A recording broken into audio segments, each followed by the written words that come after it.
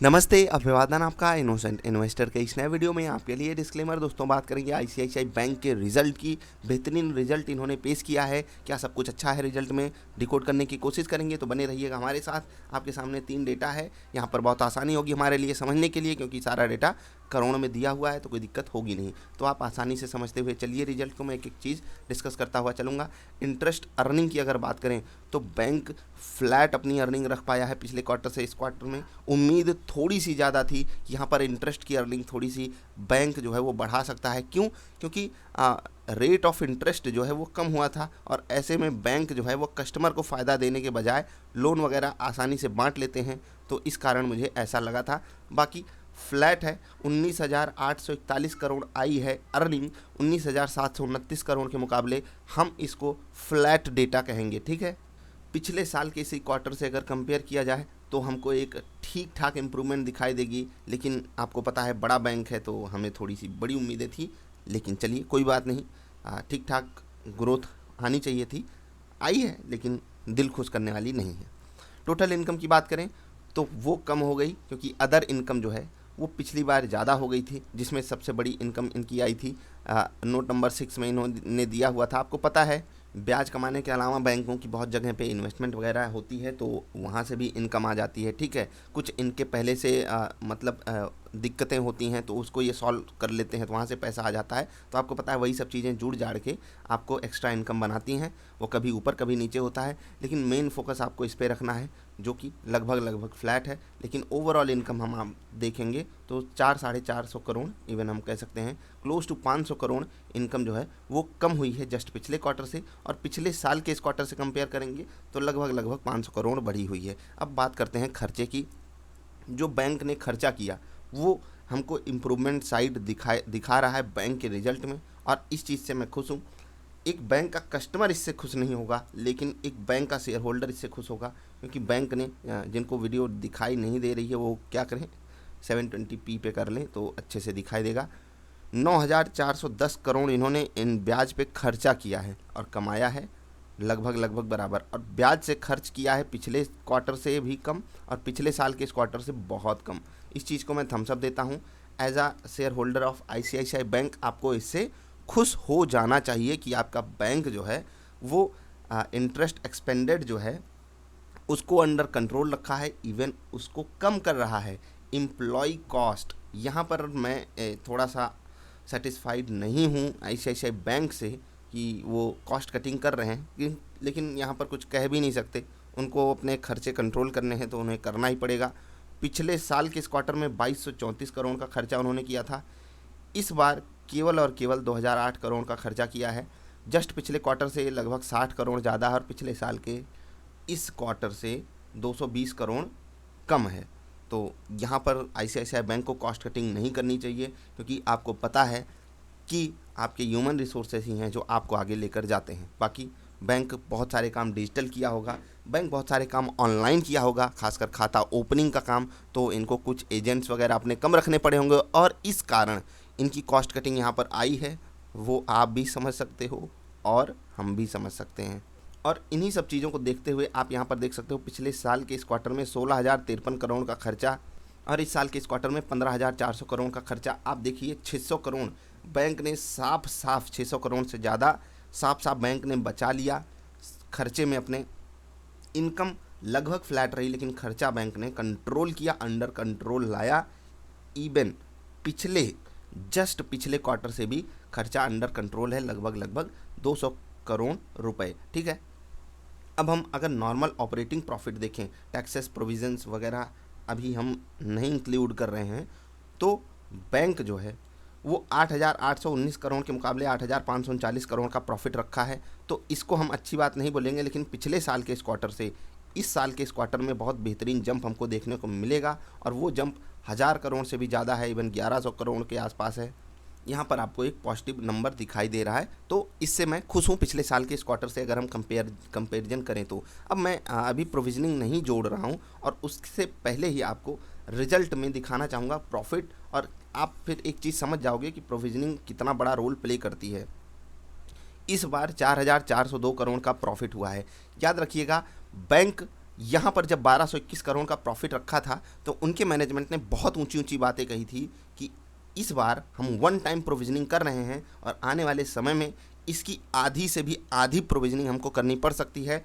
Under control रहे खतरा, under control रहे सिचुएशन, इसी कारण जो है हम अभी प्रोविजनिंग जो है वो कर रहे हैं। और इसी कारण आपको दिखाई देगा कि यहाँ पर 1221 करोड़ बैंक ने प्रॉफिट दिखाया था ओवरऑल सिनारियो में, और इस बार 4402 करोड़ का प्रॉफिट दिखाया है। जस्ट पिछले क्वार्टर से अगर कंपैरिजन करें तो बैंक ने लगभग 4900 करोड़ का प्रॉफिट दिखाया था, वहाँ से हमको एक डेंट देखने को मिल रहा है। लेकिन जो सबसे बड़ी बात आती है वो ये कि बैंक ने प्रोविजनिंग यहाँ पर 6000 करोड़ की करी थी और यहाँ 3000 करोड़ की भी नहीं की है, मतलब प्रोविजनिंग आधी है और प्रॉफिट जो है उस रेशियो में नहीं बढ़ पाया। अब यहाँ पर मैं आपको एक बात और बता दूंगा कि यहाँ पर कई सारे एनालिस्टों को ये लग रहा था कि बैंक जो है वो 5000 करोड़ तक प्रॉफिट शो कर सकता है, 4800 करोड़, 4600 करोड़, 4500 करोड़, मतलब बहुत लोगों के एस्टिमेट मिस हुए हैं केवल इस कारण कि बैंक जो है वो प्रोविजनिंग को बहुत ज़्यादा नीचे नहीं लेकर आ पाया है।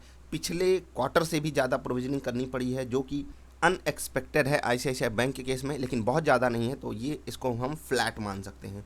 प्रोविजनिंग क्या होती है वो आप सब जानते ही होंगे, लेकिन मैं आसान भाषा में बता दूं कि आने वाले खतरे को देखते हुए जिन लोगों ने लोन लिया है और जहां से उनको दिक्कतें दिखाई दे रही हैं, जो उनका ग्रॉस एनपीए हो चुका है, जो नेट एनपीए में कन्वर्ट हो सकता है, उस सिचुएशन को कंट्रोल करने के लिए ये कुछ पैसा बाहर निकालते हैं, जिससे कि अगर वो ग्रॉस एनपीए नेट एनपीए में कन्वर्ट होता है, ठीक है, एक्चुअली वो इसी से कन्वर्ट होता है, लेकिन बहुत केसेस में ऐसा हो जाता है कि जो हमारा ग्रॉस एनपीए होता है वो लौट कर आ जाता है, क्योंकि बैंक के लिए वो मैंडेटरी है कि बैंक उसको ऐसा करके दिखाए, अदरवाइज आरबीआई जो है वो सख्त फटकार लगाता है। इसलिए सिचुएशन को अंडर कंट्रोल ये करते हैं। प्रोविजनिंग से मैं बात कर रहा हूँ बैंकों की, आई होप आप समझ गए होंगे। अब हम चलते हैं बैंक के केस में सबसे बड़े मुद्दे पर, एनपीए वगैरह पे, क्योंकि यहाँ पर अर्निंग पर शेयर कुछ खास मायने रखता नहीं है।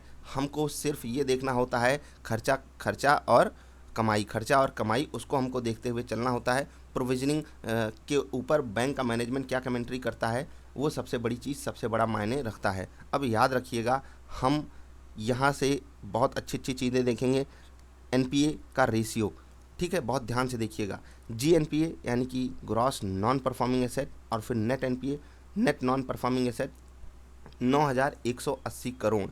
अब यहाँ पर आप नेट एनपीए अगर देखोगे, ठीक है, नेट एनपीए तो 1.14% हुआ है, जो कि पिछले क्वार्टर से तगड़े से बढ़ा हुआ है, और क्योंकि प्रोविजनिंग कम हुई इस कारण ये बढ़ा। पिछले साल के इस क्वार्टर से अंडर कंट्रोल है ग्रॉस एनपीए भी और नेट एनपीए भी, लेकिन जस्ट पिछले क्वार्टर से ये क्या हो गया, ये बढ़ गया है। तो यहाँ पर भी मैं बैंक को बहुत पॉजिटिव साइड नहीं देख रहा हूँ। देखो, कोई भी बैंक होगा उसके साथ यही हाल हुआ होगा। आपने एचडीएफसी बैंक का भी रिजल्ट देखा, सेम सिचुएशन वहाँ पर भी आ रही है। और इन सब मामलों को देखते हुए मैं इस रिजल्ट को एक मिक्स्ड सा रिजल्ट कहूँगा, और आपसे रिक्वेस्ट यही करूँगा कि बैंक बड़ा अच्छा है, ठीक ठाक लेवल्स पे मिल रहा है। बैंक ने जो कहा लगभग वो करके हमको दिखाया है। एनपीए बढ़ जाना, एनपीए को टैकल करना, एनपीए बढ़ जाना ये समय की मांग है, मतलब कि अब क्या कह सकते हैं, समय की मांग ही हमको कहना पड़ेगा।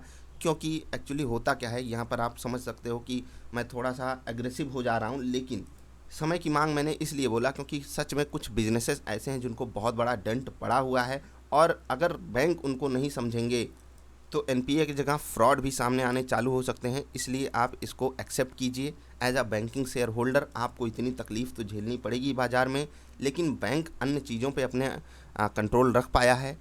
ये इनके ओवरऑल रिजल्ट को एवरेज टू पॉजिटिव रिजल्ट बनाता है। बैंक ने कुछ चीज़ों को अंडर कंट्रोल किया है और कुछ चीज़ों पे ये एक्शन अभी उतने सख्ती से नहीं ले पाए हैं जितने सख्ती से हमको उम्मीदें थी। तो चलिए चलते हैं चार्ट पर, आपको मैंने रिजल्ट समझा दिया।